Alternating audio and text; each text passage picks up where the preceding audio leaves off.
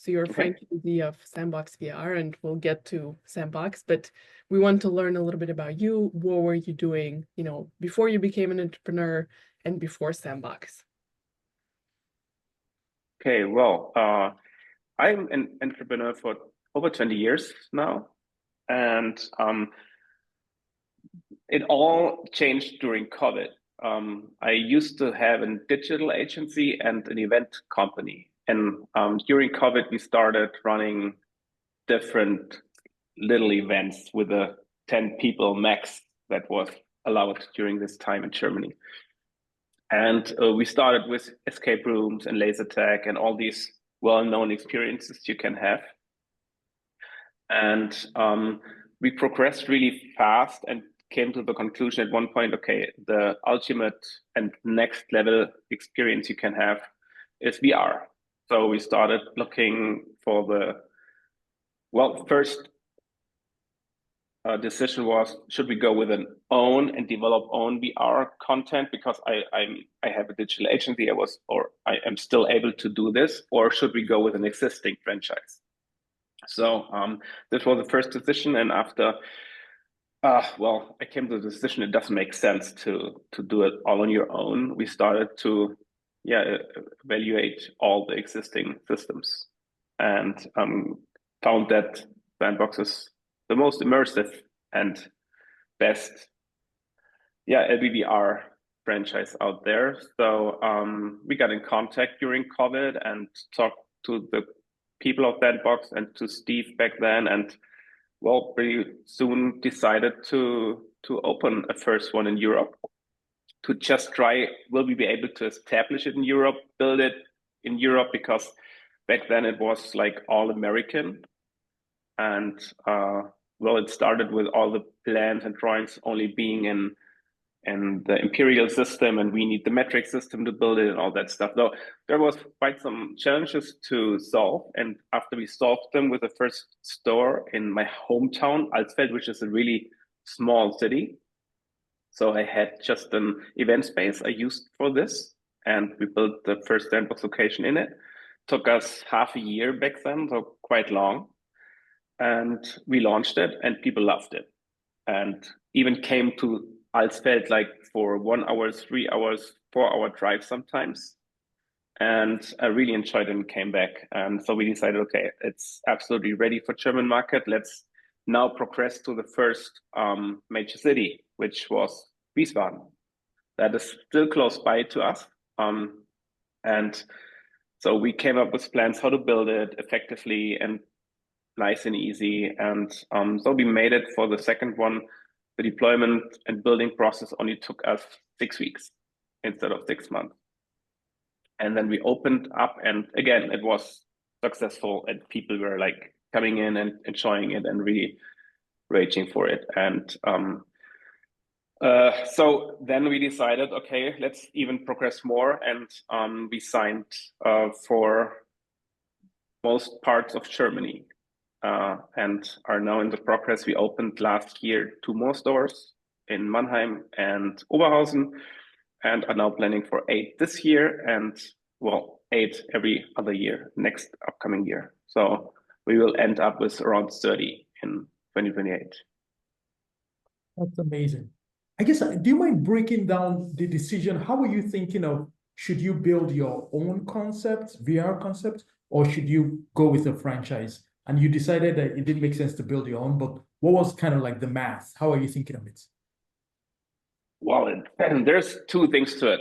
One is get all the hardware and stuff. That's obviously easy because even Sandbox doesn't build their own VR headsets or haptic vests. It's just standard equipment to some extent, which is customized.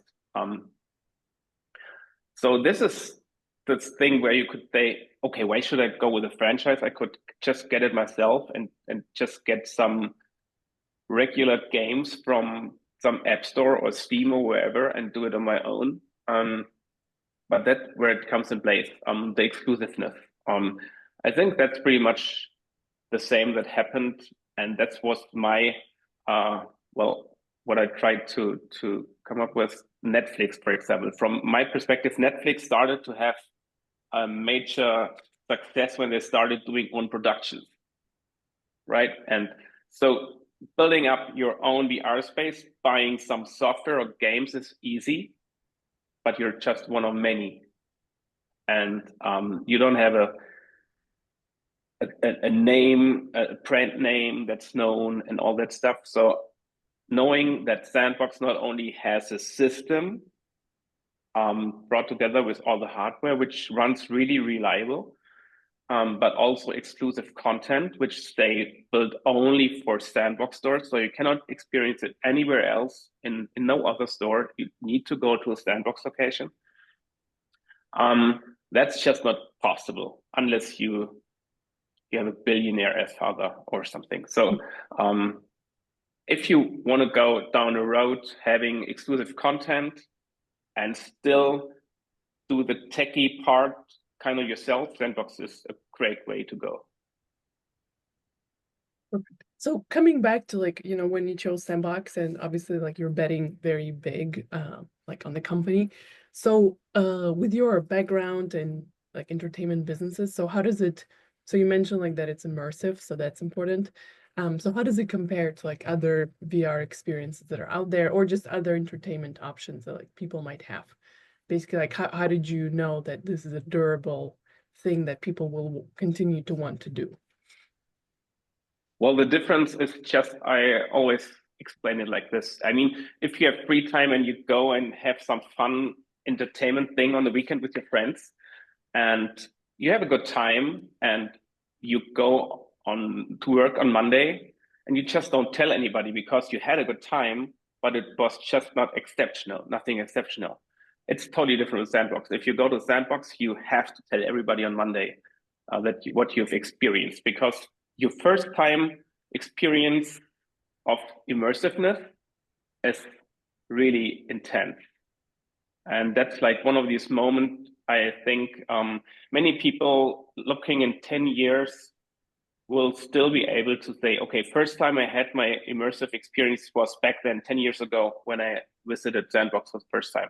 That's one of these, I call it tech moments. I remember having an iPhone in my hand for the first time, and it was, whoa, I can touch it. That was like a wow effect. And that's the same with immersiveness. And you don't get this in all locations, in all LBVR events or locations at this intention or intense as in Sandbox. Okay, so when you mentioned that you were talking with Steve, like the founder of Sandbox, so if you walk us through, you know, how the deal happened, how did you bring it together, how did you find the money, like how did you open the first 2 locations? Okay, well, it first started with an email to the back then really small franchise team, and we got to talk real quick. And well, back then that was during COVID. We weren't even allowed to fly to the States, so we didn't have an option to experience it on our own. So they sent us a demo pack to Germany. So we just built it up like in our event venues and tried it ourselves with a little demo pack. And well, we progressed through the contracts and NDAs and all that stuff. So this took us around 3 months, I would say, until we came to the conclusion, okay, let's go for it. And then after this decision was made, it probably took us another 3 months to get the funding from the banks. So we didn't have any VCs, or we still haven't, behind us. So we do it with own capital and with the banks. So this was really hard convincing them back then, because nobody knew or still doesn't know this business case. And everybody was saying, okay, what's this LBVR supposed to be? Why should anybody go there? So that's really a big thing. You need to convince the banks and the people and the business people that this will work and it's going to work, and that's the future. At least in Germany, that was really, and still is, a big challenge. It's getting easier with every day, and it's getting a lot easier if they come and experience Sandbox themselves. So that's why it was really good and essential for us to do the first one in Alsfeld, where my hometown is. I own this building. I just did the build out, and it was all low risk. And we just built it there. And after we opened it, we could bring all the landlords and the bank people in it and say, finally understood what we were talking about. Because until then, they didn't have any chance. And this made things much easier. And now that's 2 years ago. We have, of course, numbers. We have full first balance sheets. We have P&Ls, and we have numbers that prove what we hoped would happen. And this did happen. So now it's, of course, much easier to get the fundings. And so we took up the speed and now start the expansion much faster than we did in the first year. Yeah. Also, earlier you said, I think it took 6 months to open the first one. And then the next time it took 6 weeks. Was it just like, is it like, can you describe like what changed? Was it more like the contract, or like how did you, what was it that made it go faster? Well, for one, of course, you don't have the contract negotiations anymore because, of course, that's much easier. You know each other, and you know the system. I mean, for the first one, we didn't even know how to build these holodecks. We just saw pictures.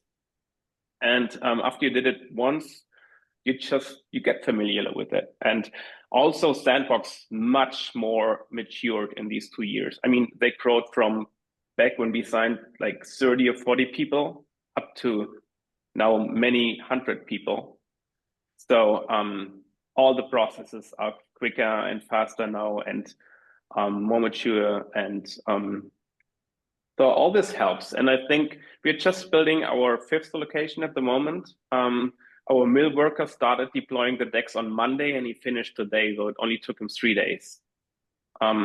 So we have 3 days building the holodecks, and now we have 1 week planned for the tech deployment. So at the moment, we are planning with like 2 to 3 weeks from getting the venue to opening.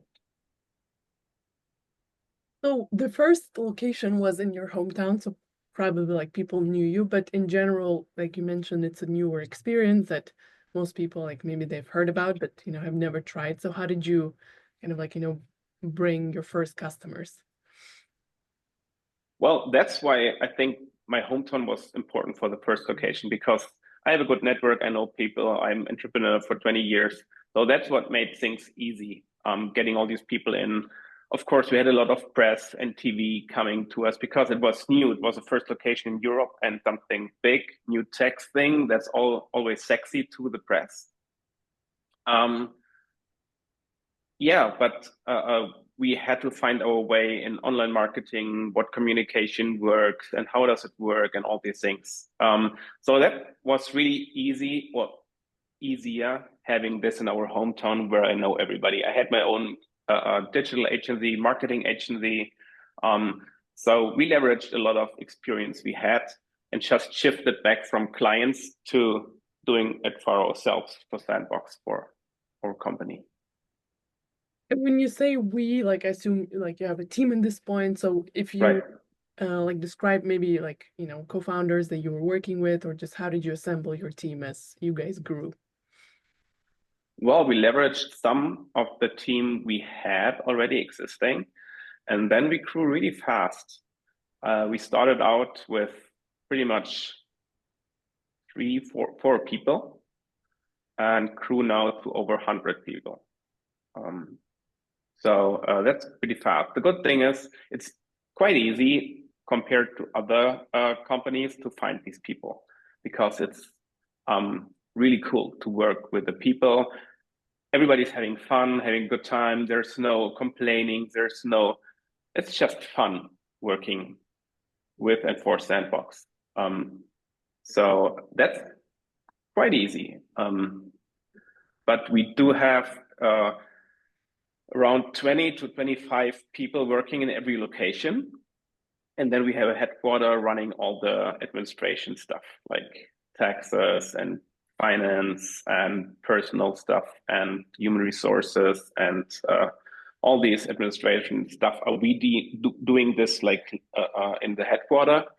But if you're only running like 1 or 2 locations, you could probably do it yourself in the location itself. Yeah. And then, so you are, managing these locations that are open, like planning the launch of new ones. So like, what is your day-to-day like?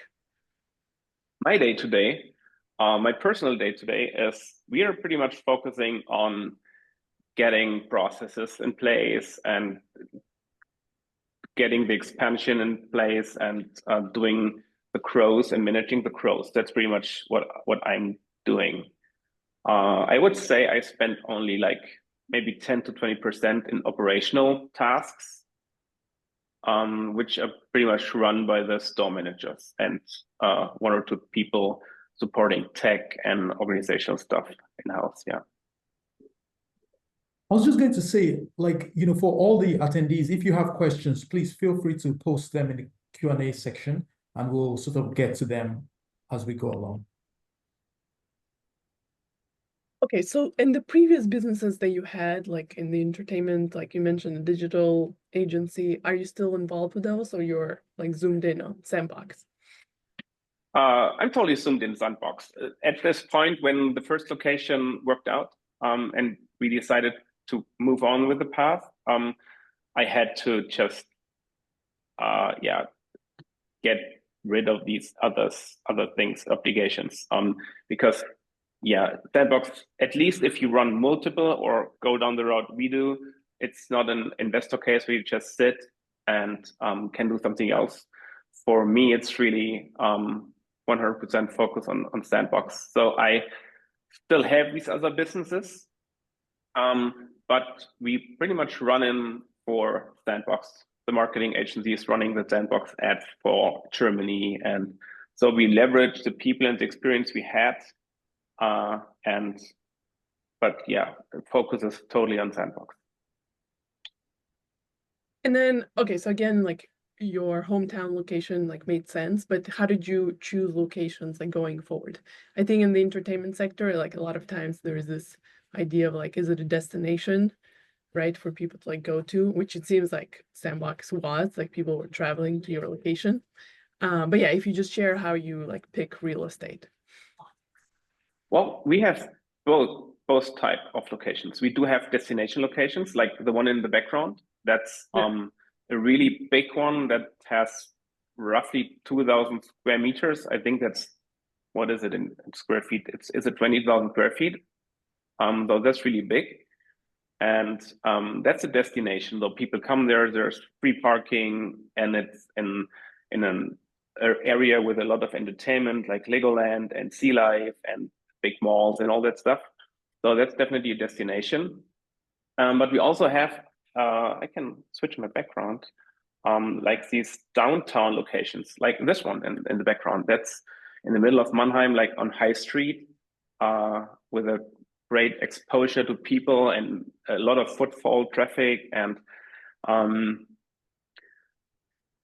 which one works better? Both work. That's the good news. And we are trying to have a good mix of both of them, because both have advantages and disadvantages. The ones in high traffic and downtown cities, at least in Germany, have the obstacle of getting permits. Sometimes it's not quite easy. It depends on the city, because it's not retail from a legal perspective, but it's not like a cinema or a gym or something. So at least authorities in Germany don't really know how to handle it. This were like problems we are trying to solve, and it works for some of them, but not always. And of course you have higher rents also in downtown high street areas as you have in destinations. But as you have a higher footfall or traffic or just going by, you have more walk-ins also. But walk-ins are not really the key business for us. So I would say in destination locations, we have like 90% pre-bookings. And in these locations in cities, we have maybe 75% pre-bookings. So you get some more foot traffic and walk-ins. but not significantly more. So it's a mix of visibility. We try to get these premium locations like these flagship stores in the city just to get visibility. And we also have stores in the outskirts that are running exactly or almost exactly at the same rate of people or amount of people they draw attention to, but are just not as sexy maybe. So it's a mix out of both to build up a nice brand and have a statement with locations, but also running easy locations, I call them. We actually interviewed like another franchisee before. His name is Bolade, so he's I think in Switzerland.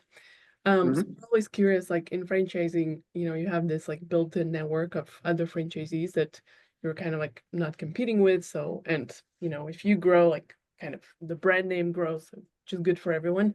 So I guess like Right. do you talk to other franchisees? Like what is your relationship like?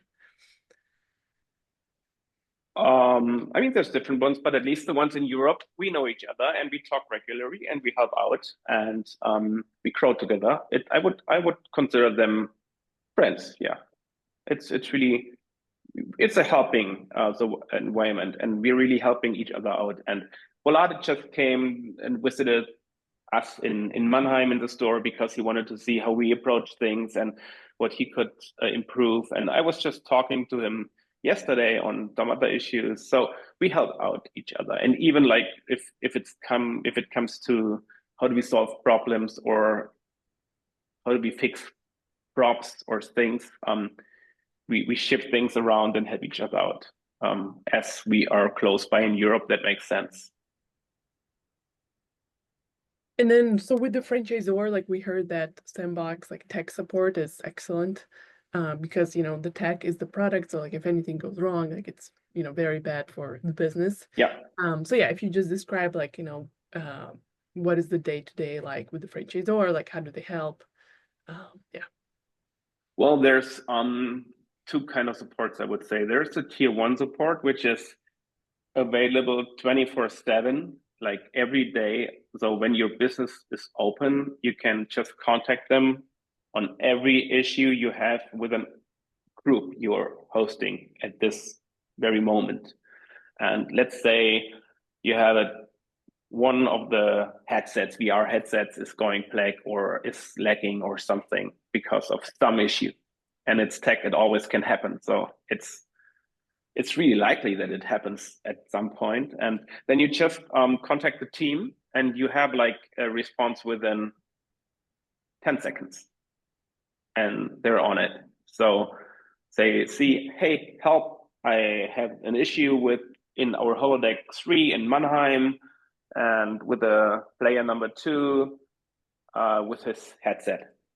And then you talk back and forth like a couple of seconds and then they're right on it. They can log into the PCs and VR headsets and can remotely start them or change settings and whatever. So that's really, really, really great.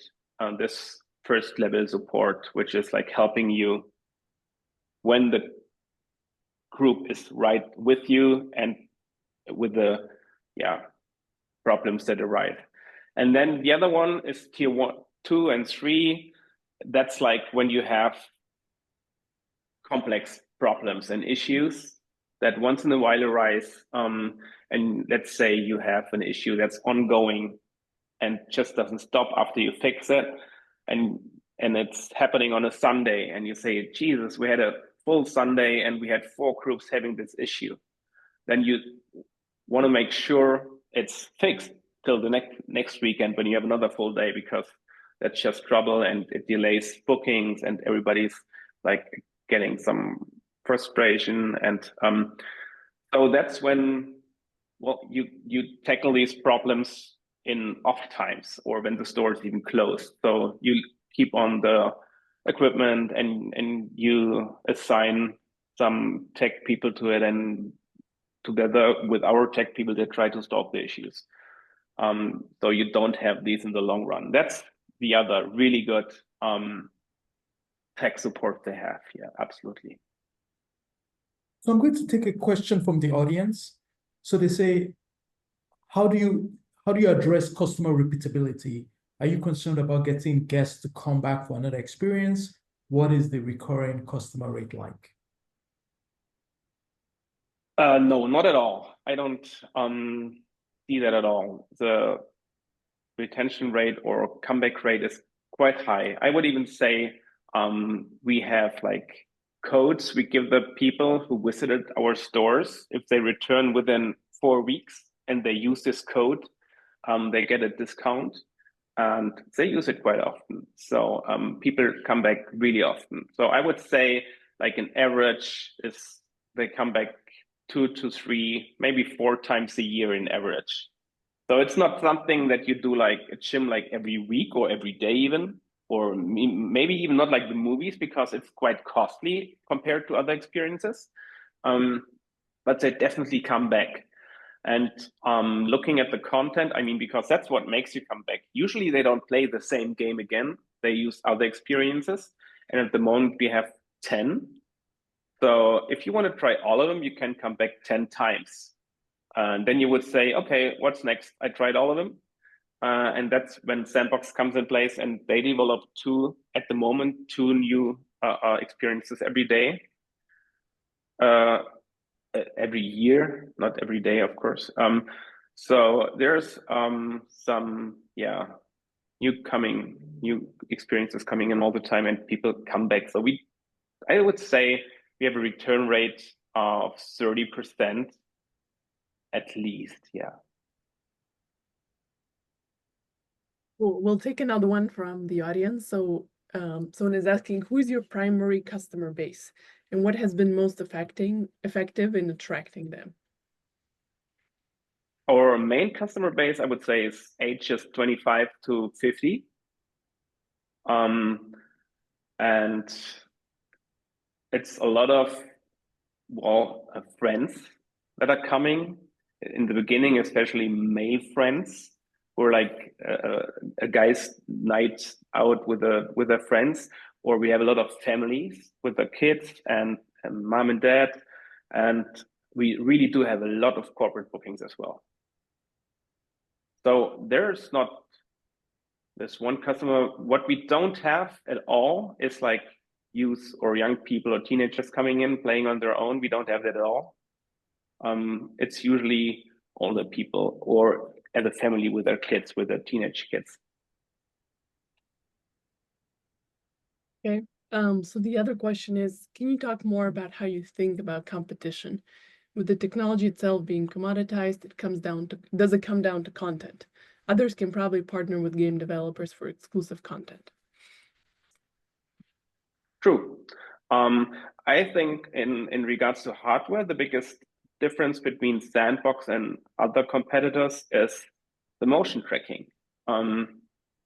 At Sandbox, we use external motion capture tracking with the Wacom cameras, which are on a truss system above all the holodecks, which are for one more pricey than if you don't use them, but for B make the experience much more immersive because tracking is much better as the inside out tracking, which most competitors don't use because of the price. So we do have this, which makes our experiences much more immersive from my perspective, though that's a big advantage. And the second, of course, and again, is it's the content and the experience with the content. It's like, let me give you an example on Squid Game. That was like launched quite some time ago. Nobody knew how people would like it, and I remember it, like when you watch people playing it from the outside, it looks really unspectacular, not good. Not. I was really concerned in the beginning: are people having fun? Because it surely doesn't look like fun from the outside. Because when you shoot zombies, everybody's screaming and yelling, and you see they definitely have fun. But it's totally different with Squid Game usually. So we had to learn, okay, even although it doesn't look like fun, for most people, it's the most fun game. And they definitely give us this feedback. So learning this and learning how people react to certain situations in VR is something that our developers really incorporated in ongoing new games. So you see the methods and the practices that really work out, giving people immersive experiences. The developers, the sandbox developers, just use these methods in the new games to make them even more immersive. And this really works. And that gives Sandbox some advantage, I would say, because others just don't have it at this level. And we learn from this level and exceed it even more every single experience that comes out. So we do have this advantage. But of course, if somebody came and just had all the money he or she wants, and they could do their own experiences, of course. They just don't have that experience. Okay, so the other one is, what is the biggest challenge you encountered at the beginning that you were not prepared for? And what is the biggest opportunity that you have discovered that you didn't foresee at inception? Well, the biggest challenge definitely in the beginning was to convince landlords to believe in it. Because if you as an operator or franchise owner believe in it, doesn't mean anybody else believes in it. And this really, I underestimated this, because at least in Germany, many people said, Jesus Christ, who's doing games and VR at all? That's not even a business. Who would pay for this? And the best proof is an example. And we proved it with the examples we set. That's why it was so important for us to do the first one in Alsfeld. I would never had the opportunity to convince one landlord if I hadn't the opportunity to show him Sandbox and bring him into Alsfeld to get the landlord to agree on renting to us, for example, in Wiesbaden or in Mannheim or in Oberhausen. So we bring every single landlord to a location and try to convince him or her that this is the future of entertainment. And if they believe in it and they understand it, and most of them get it when they experience it, then they usually go with you. And now, and this is the big opportunity, once you have convinced them, they're totally into it. And at this point, we, for example, we don't have any issue finding locations anymore. People are running to us, trying to get us to come to their locations. So it totally turned around from like 2 years ago when nobody knew us. And that's probably a challenge when you go to a new market, as it was in Germany. You have to convince the people, the landlords, the banks, your business partners, even employees. I mean, who wants to join a company where you think nobody's going to do this? But you get all of them convinced and really into it once they try it. That's a good story. And once you have them on your side and you have convinced them, that's a plus, because everybody's running around in Germany and waiting for you. And some landlords are calling up, hey, my friend, the other landlord called us, and that we have Sandbox now that's totally new, and he's so impressed with the experience and your numbers. Can you come to our location as well? So that's the same with when I mentioned you don't talk about your nice weekend activities, but you talk about Sandbox. That's the same with the landlords. They really talk with each other and say, that's not just some entertainment business, that it's the entertainment business. And so that really turns out and is a big opportunity if you have it. And if you're talking about a market, like, because I mean, I don't know who's watching, but in the US, for example, in the US, Sandbox is well known. So you don't have these challenges anymore like we had in Germany in the very beginning. I guess one question I had is, like, if you're willing to pay the rent, like, so are the landlords selective? Do they just give anybody that has the rent, or are they taking any risk in some sense? Yeah, of course. I mean, if you fail, they risk some money to some extent as well. And of course, yes, of course, they would give it to anybody. But if you have a cool concept and you bring people to the location, to a mall or to warehouse or to wherever you are located, you get a better price. Right. And that's what changes. So yeah, of course, if you pay the money they are asking for, you get everything. But we definitely they see us as a premium experience, and they want to have us and give us better prices, so we come. That makes sense. Perfect. So we'll, I think there are like several questions, mainly about like, what's the average ticket size? How much did it cost to like start each location? And then like, obviously, like how much do you make? Okay. Average ticket price is for us in Germany, it's 50 euros. That's like the average. And we do it a little cheaper if you're big parties, like 6 party, you get a little discount. And so our average people per game is 4.4 people. So, and we try to maximize this, obviously, as this is our capacity. So we have 4 holodecks in one location usually. So, and every holodeck can host up to 6 players at once. So best would be if we max them out all the time and would have an average of 6, which is obviously not possible. So Sandbox came up with a cool idea, and we started off with sessions. So if like you two booked a Sandbox experience 2 years ago, you would have been alone in the location in the holodeck. Today, you have 2 options. You can book a public session, which is a little cheaper, but we can add additional guests to your booking to improve the numbers, like the capacity, or you choose to book a private session and pay the whole deck pretty much, and you're private and no others join you, which helps to make a higher profit per group.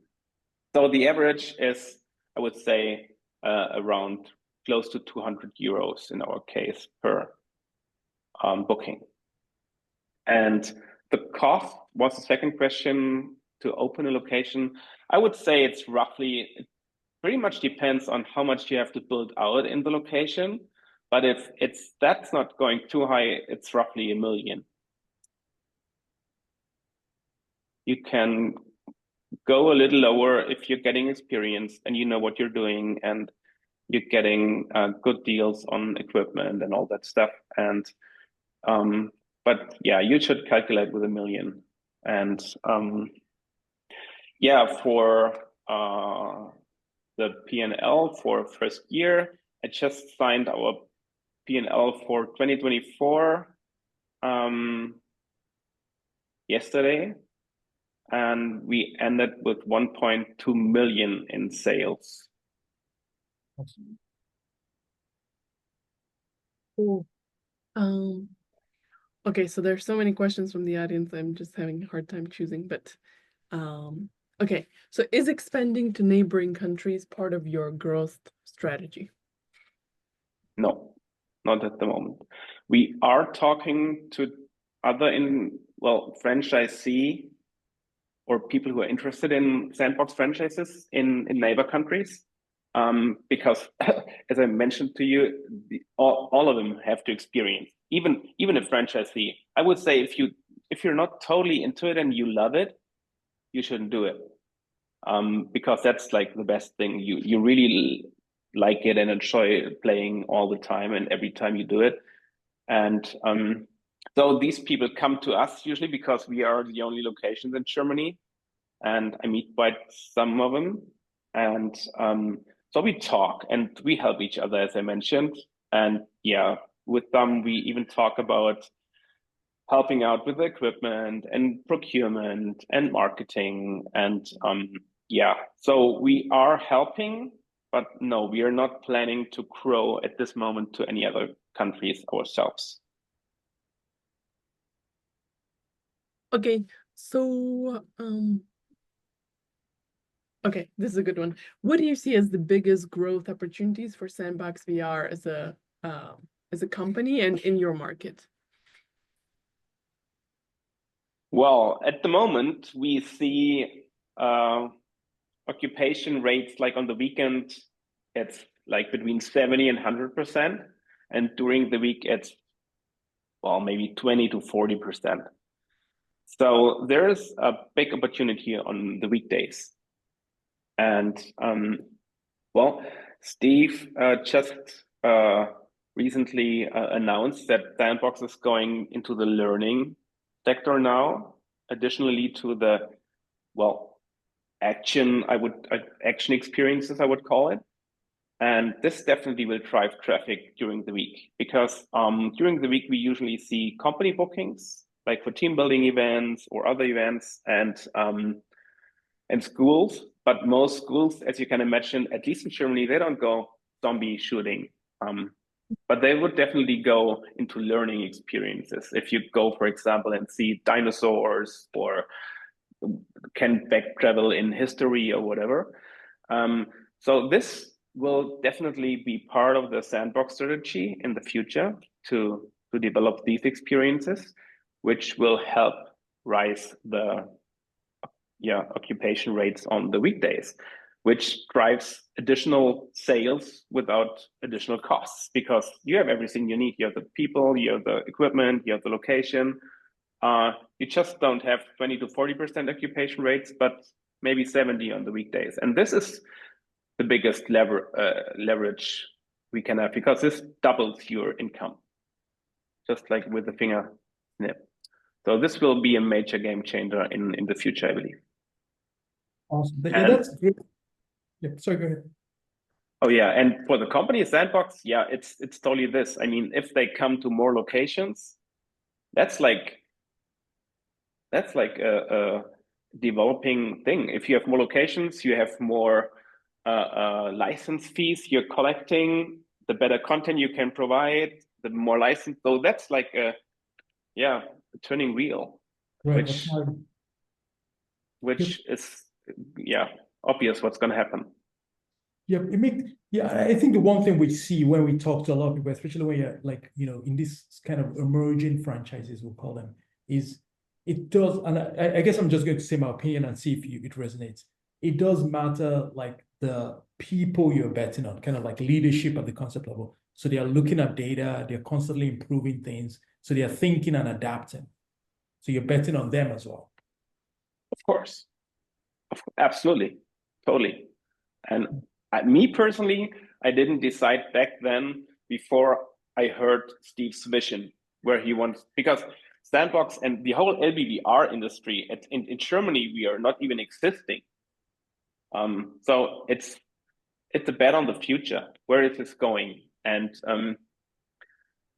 I would say I always compare it like with let's say the iPhone, when it came out in, I don't know, 2007, and nobody had, I didn't have the first iPhone. I waited till the third or fourth edition, and so did most people.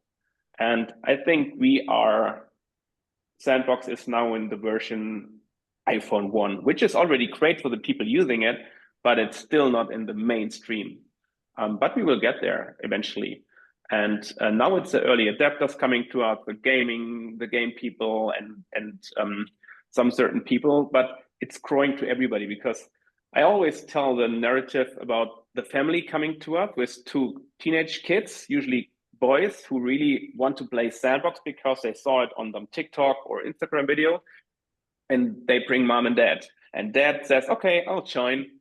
And mom says, no, it's not my thing. I don't play, I don't game, I don't like this. I will watch the three boys. And we usually try to convince her to join, because it's fun having fun with your guys. And if she decides to do it and she joins, she has the time of her life. And she said, I would never have thought that this makes so much fun, because you don't have to use any controller, you don't have to do any menus, you don't push buttons, you don't do all of that.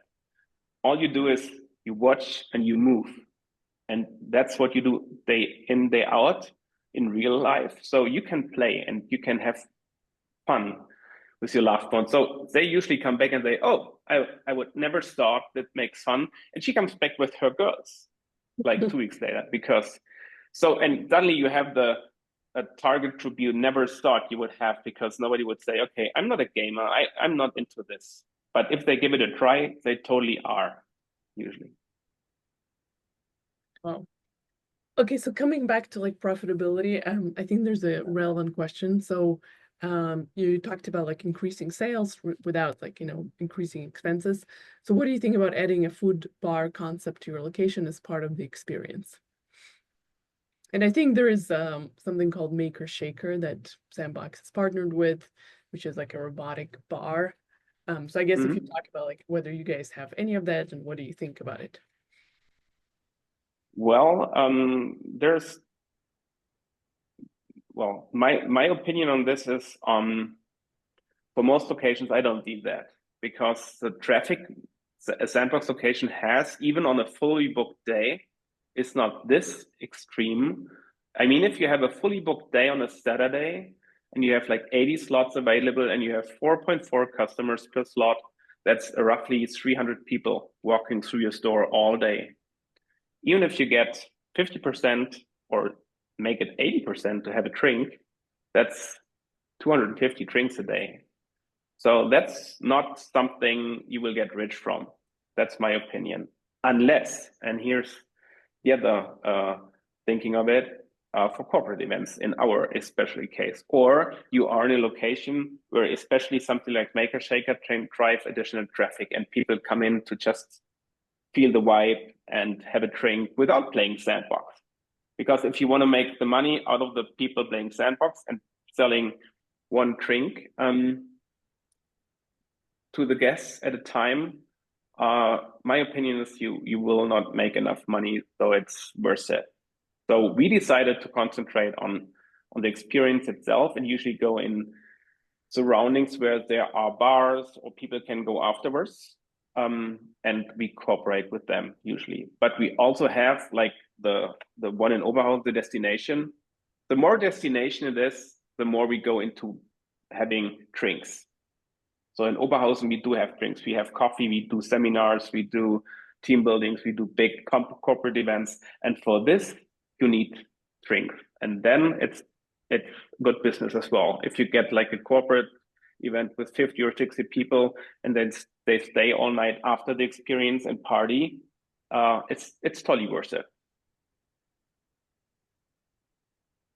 Okay, and then so once you're established and settled in and like, you've kind of come to the market, what are rough EBITDA margins for like each location?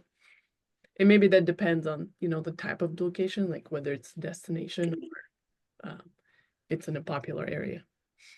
So you're asking EBITDA, so that's including abbreviation, right? That would be roughly 10 to 20%. And if you're looking at the EBIT margin, that's around 30 to 40%.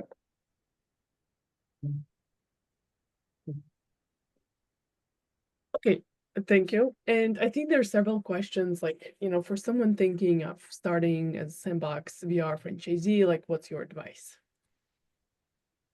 Do it.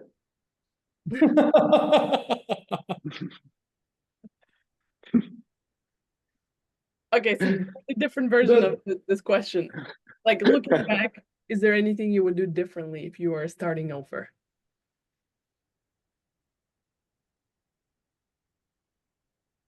That's a good question. No, probably not. I tried to stay out of VC capital, which was a good decision, I would say.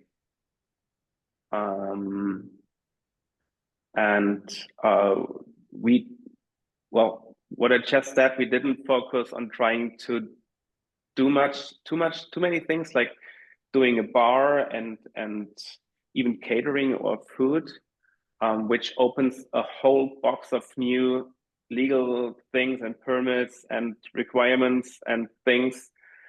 But that depends, I think, on the country you're doing it in. But for us, it made sense to focus on the experience. And in the long run, we are planning with all these things. But at the moment, we're totally focusing on getting Sandbox to work and people loving it and getting the tech to run smoothly and nicely and people having a great experience and getting good feedback and just getting the virus into the people, and that's what we focus on. And I think that was and is correct, because after all, it's working. So I don't know if how it would work out if you did the whole concept. I mean, if you look at England or London, especially in Birmingham, they do have the bar concept in it, with a maker shaker and a lot of bar, and that's totally different locations, and they work well as also. So I think those approaches are nice, whereas ours is easy, I would say, because we open it up in 2 weeks, and all processes are set, and we can remotely help people. We don't have to be on location. So, which is a lot more work if you have all these bar and food F&B included. So now looking back, I would say I wouldn't change too much. Okay. What would you say is the minimum staff needed to run a location? The minimum staff. Well, we have open 7 days a week, usually like 10 to 12 hours a day, on the weekend a little longer. We have one store manager and an assistant, and then we have like 3 full-time employees and a few part-time employees and maybe 20 hourly workers. So I would say if you could maybe do it with 15 people. And we'll take maybe one of the last questions is, what aspects of virtual reality do you believe in that most people are still skeptical about? Well, I think most people there's 2 people. The one people don't have any experience with VR, so they have no imagination what it's all about. So you need to get them have experience it and like it, because it's really hard to tell somebody what it is. It's like talking about water if you're in the desert and you just don't know it. How would you explain it? It's really, really hard. And even worse are the people who experience bad VR. Because if you have VR and you feel the motion sickness or it's lagging all the time, it's not only not good, it's bad. So that makes you not want to do it again, because I did a keynote like last week in a meetup, and there was this lady and she raised her hand and had this question that, yeah, I've been in Hamburg like 1 year ago and it was really, really bad and I never want to do it again because I was sick all day afterwards. So it's really hard to convince them to come back and give it another shot. And that was not the Sandbox experience she had. She didn't remember what it was, but it was VR. And for her, it was VR. Never again VR. Though that's the much more complicated people to convince that it's not bad. And so what was the question again? Well, what aspects of VR do you believe in that you are skeptical about? Well, that's what people are skeptical about. And again, you need to convince them. And that's a good thing about Sandbox, again, because Sandbox, you get this video after you experience. And nothing is more powerful than a friend telling you, you really have to do it. And that's totally nothing you have experienced before. So even the skeptical people, if you tell them it's really great, give it a shot, or friends tell them to give it a shot, that even worse more, that kills all skepticism there is, because you just need to get them into this holodeck and turn on this or put on this VR classes. Then you've won. That's the hard way to get them there. But once you have them there, you don't need to, no issues. And there's a bit of a wild question, but have any of your guests experienced any injuries or have any accidents happened? Yes. Not too often, and they don't get sick, so they don't have any motion sickness at all. But especially when playing Squid Game, people tend to not listen to the rules and run around and jump. And if you really run in the VR and don't watch out, and then your instincts, immersiveness is really, it's really intense. And you like on the class bridge, you fall out of instinct, you jump to get to the other end of the glass bridge. And if you run during this process and you jump against the wall, for example. This could happen once in a while. Or we had this one person who just, well, when he was like falling on the glass bridge, he fell like in real, and he didn't even try to catch himself. He just fell onto the VR glasses and broke them. But we didn't have real injuries. But once in a while we do have a little accident, I would call it, but that's usually because people don't listen to the safety rules. Well, thank you so much, Torsten. This was very insightful. Thank you for like sharing generously. Thank you, Torsten. Like Yeah. you're super analytical, and at least for me, it was really helpful. Very welcome. Nice I could help. Perfect. So we hope there will be a sandbox everywhere we go. Yeah, absolutely. In every neighborhood. At least in Germany, this will be the case in 2 years. Yeah. Awesome. Thank you. Perfect. Thank you, Thank you. everyone. Thank you everyone who attended.